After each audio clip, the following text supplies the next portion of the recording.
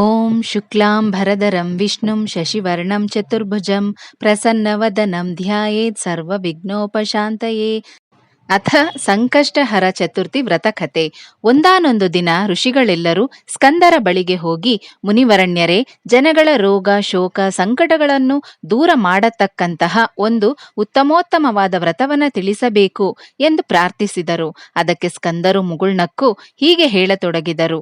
ಇಂದು ನಾನು ನಿಮಗೆ ಮಹಾಪುಣ್ಯ ಪ್ರಧಾನವಾದ ಹಾಗೂ ಸಕಲ ಕಷ್ಟಗಳನ್ನು ದೂರ ಮಾಡುವ ಸಂಕಷ್ಟಹರ ಚತುರ್ಥಿ ವ್ರತ ಕಥೆಯನ್ನು ಕುರಿತು ಹೇಳುತ್ತೇನೆ. ಪೂರ್ವದಲ್ಲಿ ಪಾಂಡವರು ಪಗಡೆಯಾಟವನ್ನು ಆಡಿ ರಾಜ್ಯವನ್ನು ಕಳೆದುಕೊಂಡು ಅರಣ್ಯದಲ್ಲಿ ವನವಾಸವನ್ನು ಅನುಭವಿಸುತ್ತಿದ್ದಾಗ ಅಲ್ಲಿಗೆ ಬಂದ ಶ್ರೀಕೃಷ್ಣ ಪರಮಾತ್ಮನು ಧರ್ಮರಾಯನಿಗೆ ಈ ವ್ರತಾಚರಣೆಯ ವಿಧಾನವನ್ನು ಹೇಳಿದನು ಎಂದು ಹೇಳತೊಡಗಿದರು. ಆಗ ಋಷಿಗಳು, ಪರಮ ಪೂಜ್ಯರಾದ ಸ್ಕಂದ ಮಹಾಮುನಿಗಳೇ, ಶ್ರೀಕೃಷ್ಣನು ಧರ್ಮರಾಯನಿಗೆ ತಿಳಿಸಿದ ಶ್ರೀಮನ್ ಮಹಾಗಣಪತಿಗೆ ಸಂಬಂಧಿಸಿದ ಆ ವ್ರತವನ್ನು ಹೇಗೆ ಆಚರಿಸಬೇಕೆಂದು ತಿಳಿದುಕೊಳ್ಳಲು ನಾವು ಕಾತುರರಾಗಿದ್ದೇವೆ. ದಯವಿಟ್ಟು ವಿವರವಾಗಿ ಹೇಳಿ ಎಂದು ಪ್ರಾರ್ಥಿಸಿದರು. ಅದಕ್ಕೆ ಸ್ಕಂದರು ಹಾಗೆಯೇ ಆಗಲಿ ಎಂದು ವ್ರತವನ್ನು ಕುರಿತು ಹೇಳತೊಡಗಿದರು. ಕೃತಯುಗದಲ್ಲಿ ಹಿಮವಂತನ ಮಗಳಾದ ಪಾರ್ವತಿಯು ಪರಮೇಶ್ವರನೇ ತನ್ನ ಗಂಡನಾಗಬೇಕೆಂದು ನಿಶ್ಚಯಿಸಿಕೊಂಡು ಅವನನ್ನು ಕುರಿತು ತಪಸ್ಸನ್ನು ಆಚರಿಸುತ್ತಾ ತಾನು ಹಿಂದಿನ ಅವತಾರದಲ್ಲಿ ಸೃಷ್ಟಿಸಿದ್ದ ಗಣಪತಿಯನ್ನು ನೆನೆಸಿಕೊಂಡಳು. ತಾಯಿಯ ಕರೆ ಕಂದನಿಗೆ ಕೇಳಿಸದೇ ಇದ್ದೀತೆ. ಗಣಪತಿ ಕ್ಷಣಾರ್ಧದಲ್ಲಿಯೇ ಪ್ರತ್ಯಕ್ಷನಾಗಿ, ಅಮ್ಮ ಏನಪ್ಪಣೆ ಎಂದು ಕೇಳಿದ.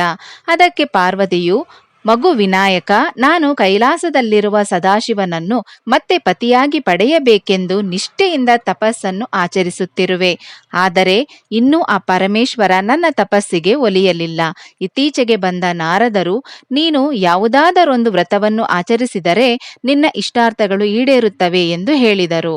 ಆದರೆ ಅದು ಯಾವ ವ್ರತವೆಂದು ಅವರು ಹೇಳಲಿಲ್ಲ. ದೇವತೆಗಳಿಂದ, ಮಾನವರಿಂದ, ರಾಕ್ಷಸರಿಂದ ಪ್ರಥಮ ಪೂಜೆಯನ್ನು ಪಡೆಯುತ್ತಿರುವೆ. ತ್ರಿಕಾಲ ಜ್ಞಾನಿಯಾದ ನೀನು ಅದು ಯಾವ ವ್ರತ, ಅದನ್ನು ಹೇಗೆ ಆಚರಿಸಬೇಕು ಎಂಬುದನ್ನೆಲ್ಲ ತಿಳಿಸಿ ಪುಣ್ಯ ಕಟ್ಟಿಕೋ ಎಂದು ಕೇಳಿಕೊಂಡಳು. ಅದಕ್ಕೆ ಗಜಾನನ, ಅಮ್ಮ, ನಿನ್ನ ಕಷ್ಟಗಳು ದೂರವಾಗಲು ನೀನು ಸಂಕಷ್ಟಹರ ಚತುರ್ಥಿ ವ್ರತವನ್ನು ಆಚರಿಸು. ಶ್ರಾವಣ ಮಾಸದ ಕೃಷ್ಣ ಪಕ್ಷದ ಚತುರ್ಥಿಯಲ್ಲಿ ಈ ವ್ರತವನ್ನ ಆಚರಿಸಬೇಕು. ಈ ವ್ರತವನ್ನು ಮಾಡುವುದರಿಂದ ವ್ರತೋಪಾಸಕರು ಯಶಸ್ಸು, ಸಂಪತ್ತು, ಅಭಿವೃದ್ಧಿಗಳನ್ನು ಹೊಂದುತ್ತಾರೆ. ಆ ದಿನ ಅರುಣೋದಯಕ್ಕೆ ಎದ್ದು ಸ್ನಾನ, ಸಂಧ್ಯಾ ವಂದನೆ ಮೊದಲಾದ ನಿತ್ಯ ಕರ್ಮಗಳನ್ನೆಲ್ಲ ಮಾಡಿ ಸಾಯಂಕಾಲ ಚಂದ್ರೋದಯದವರೆಗೂ ಉಪವಾಸದಲ್ಲಿರಬೇಕು. ಸಂಕಷ್ಟಹರ ಚತುರ್ಥಿ ವ್ರತದಂದು ಗಣಪತಿಯನ್ನು, ಅಂದರೆ ನನ್ನನ್ನು ನಿಷ್ಠೆಯಿಂದ ಕ್ರಮಬದ್ಧವಾಗಿ ಪೂಜಿಸಿ ನಂತರ ಉಪ್ಪಿಲ್ಲದ ಮೊಸರನ್ನು ಅಥವಾ ನೈವೇದ್ಯಕ್ಕಾಗಿ ಮಾಡಿದ ಸಿಹಿ ಮೋದಕವನ್ನು ಸ್ವೀಕರಿಸಬೇಕು ಎಂದು ಗಣಪತಿ ತಿಳಿಸಿದ ಎಂದು ಹೇಳುತ್ತಾ ಸ್ಕಂದ ಪುರಾಣರು ಕಥೆಯನ್ನ ಮುಂದುವರೆಸಿದರು. ಕೃಷ್ಣ ಪರಮಾತ್ಮನು ಈ ವ್ರತಾಚರಣೆಯ ವಿಧಾನವನ್ನು ಧರ್ಮರಾಯನಿಗೆ ಹೀಗೆ ವಿವರಿಸಿದ್ದಾನೆ. ಕರಿಯ ಎಳ್ಳನ್ನು ಸಂಕಲ್ಪಕ್ಕಾಗಿ ಉಪಯೋಗಿಸಬೇಕು. ನಿತ್ಯ ಕರ್ಮಗಳನ್ನು ಪೂರೈಸಿದ ಬಳಿಕ ಪೂಜಾ ಸಿದ್ಧತೆಗಳನ್ನು ಯಥಾಶಕ್ತಿ ಮಾಡಿಕೊಳ್ಳಬೇಕು. ಗಣಪತಿಯ ಮೂರ್ತಿಯನ್ನು ಬಂಗಾರದಿಂದಾಗಲಿ, ಬೆಳ್ಳಿಯಿಂದಾಗಲಿ, ತಾಮ್ರದಿಂದಾಗಲಿ ಅಥವಾ ಮಣ್ಣಿನಿಂದಾಗಲಿ ಸಿದ್ಧ ಮಾಡಿಕೊಳ್ಳಬೇಕು. ಬಳಿಕ ಆ ಮೂರ್ತಿಯನ್ನು ನೀರು ತುಂಬಿದ ಕಲಶದ ಮೇಲೆ ವಸ್ತ್ರದಿಂದ ಅಲಂಕೃತವಾದ ಸ್ಥಳದಲ್ಲಿಟ್ಟು ಗಂಧ, ಪುಷ್ಪ, ಅಕ್ಷತೆಗಳಿಂದ ಪೂಜಿಸಬೇಕು.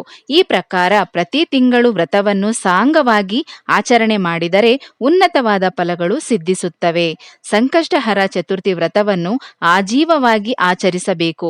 ಸಾಧ್ಯವಿಲ್ಲದಿದ್ದರೆ 21 ವರ್ಷ, ಕನಿಷ್ಠ 1 ವರ್ಷವಾದರೂ ಮಾಡಬೇಕು. ಸಂಕಲ್ಪಿತ ಕಾಲದವರೆಗೆ ಈ ವ್ರತವನ್ನು ಆಚರಿಸಿ ಉದ್ಯಾಪನೆಯೊಂದಿಗೆ ವ್ರತವನ್ನ ಪರಿಸಮಾಪ್ತಿಗೊಳಿಸಬೇಕು. ತಮ್ಮ ಮನಸ್ಸಿನಲ್ಲಿ ಸಂಕಲ್ಪ ಮಾಡಿಕೊಂಡ ಅವಧಿಯವರೆಗೆ ಈ ವ್ರತವನ್ನ ಆಚರಿಸಿದ ಬಳಿಕ ಉದ್ಯಾಪನೆಯನ್ನು ಹೀಗೆ ಮಾಡಬೇಕು. 21 ಜನ ವೇದವೆತ್ತರೂ ಸದಾಚಾರಶೀಲರೂ ಆದ ವಿಪ್ರರನ್ನು ಆಹ್ವಾನಿಸಿ ಯಥಾಶಕ್ತಿ ದಾನ ಕೊಟ್ಟು ಸತ್ಕರಿಸಬೇಕು. ಗಣಪತಿ ಪೂಜೆಯ ನಂತರ ವಿಧಿಪೂರ್ವಕವಾಗಿ ಅಗ್ನಿಯಲ್ಲಿ ಹೋಮ ಮಾಡಬೇಕು. ಹೋಮ ದ್ರವ್ಯಗಳೆಂದರೆ ಎಳ್ಳು, ತುಪ್ಪ, ತೆಂಗಿನಕಾಯಿ ಹಾಗೂ ಮೋದಕಗಳೇ ಆಗಿವೆ. ತಮ್ಮ ಶಕ್ತಿಗೆ ಅನುಸಾರವಾಗಿ 1008, 108, 78, 28 ಅಥವಾ ಕನಿಷ್ಠ 9 ಮೋದಕಗಳನ್ನಾಗಲಿ ಹೋಮದಲ್ಲಿ ಆಹುತಿ ಕೊಡಬೇಕು. ಗಣಪತಿಯ ನಾಮಮಂತ್ರದಿಂದಲೂ ವೇದೋಕ್ತ ಆಗಮೋಕ್ತ ಮಂತ್ರಗಳಿಂದಲೂ ಹೋಮವಾದ ಮೇಲೆ ದಾನ ದಕ್ಷಿಣೆಗಳನ್ನು ಶಕ್ತ್ಯಾನುಸಾರ ಯೋಗ್ಯರಿಗೆ ಕೊಡಬೇಕು. ದಾರಿದ್ರ್ಯ ನಿವಾರಣೆಯ ಬಯಕೆ ಇರುವವರು 21 ಜನ ಯೋಗ್ಯ ವಿಪ್ರರಿಗೆ ಗಣಪತಿಯ 21 ಶುಭ ನಾಮಗಳನ್ನು ಉದ್ದೇಶಿಸಿ ಭೋಜನವನ್ನ ಮಾಡಿಸಬೇಕು. ಗಣಪತಿಯ 21 ನಾಮಗಳು ಹೀಗಿವೆ. ಹೇ ಧರ್ಮರಾಜ, ಇದನ್ನು ಜಪಿಸಿದವರಿಗೆ ಕಷ್ಟ ಪರಿಹಾರವಾಗುವುದು ಖಂಡಿತ. ಅವು ಯಾವುವೆಂದರೆ ಗಜಾಸ್ಯ, ವಿಘ್ನರಾಜ, ಲಂಬೋದರ, ಶಿವಾತ್ಮಜ, ವಕ್ರತುಂಡ, ಶೂರ್ಪಕರ್ಣ, ಕುಬ್ಜ, ವಿನಾಯಕ, ವಿಘ್ನನಾಶ, ವಿಕಟ, ವಾಮನ, ಸರ್ವದೈವತ, ಸರ್ವಾತಿನಾಶ, ಭಗವಾನ್, ವಿಘ್ನಹರ್ತ, ಧೂಮ್ರಕ, ಸರ್ವದೇವಾದಿದೇವ, ಏಕದಂತ, ಬಾಲಚಂದ್ರ, ದಣೇಶ್ವರ, ಗಣಪತಿ. ಈ 21 ಶುಭ ನಾಮಗಳನ್ನು ಸ್ಮರಿಸಿಕೊಂಡು ಎಲ್ಲ ಕಾರ್ಯಗಳನ್ನು ಮಾಡಬೇಕು.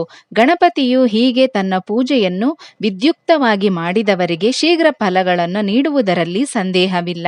ಶ್ರೀಕೃಷ್ಣನು ಹೇಳುತ್ತಾನೆ, ಧರ್ಮನಂದನ, ಹೀಗೆ ಪಾರ್ವತೀ ದೇವಿ ಈ ವ್ರತವನ್ನು 18 ಮಾಸಗಳು ಎಡಬಿಡದೆ ಮಾಡಿದ್ದರಿಂದ ಆಕೆಯ ಮನಸ್ಸಿನ ಬಯಕೆ ಈಡೇರಿತು.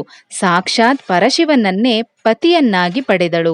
ನೀನು ಈ ವ್ರತ ಮಹಿಮೆಯನ್ನು ತಿಳಿದು ನಿನ್ನ ಕಷ್ಟಗಳನ್ನು ಬಗೆಹರಿಸಿಕೋ. ಈ ವ್ರತ ಮಹಾತ್ಮೆಯನ್ನು ಶಿವಪುತ್ರನಾದ ಸ್ಕಂದ ದೇವರು ಋಷಿಗಳಿಗೆ ಬೋಧಿಸಿದರು. ಋಷಿಗಳಿಂದ ಭೂಲೋಕದಲ್ಲಿ ಈ ವ್ರತವು ಪ್ರಚಾರವಾಯಿತು. ಸೂತ ಪುರಾಣಿಕರು ಇತರ ಮಹರ್ಷಿಗಳಿಗೆ ಈ ಕಥೆಯನ್ನು ಹೇಳಿದರು. ಈ ವ್ರತವನ್ನು ಭಕ್ತಿಯಿಂದ ಆಚರಿಸಿದವರಿಗೆಲ್ಲ ಸಂಕಷ್ಟ ಹರಣವಾಯಿತು.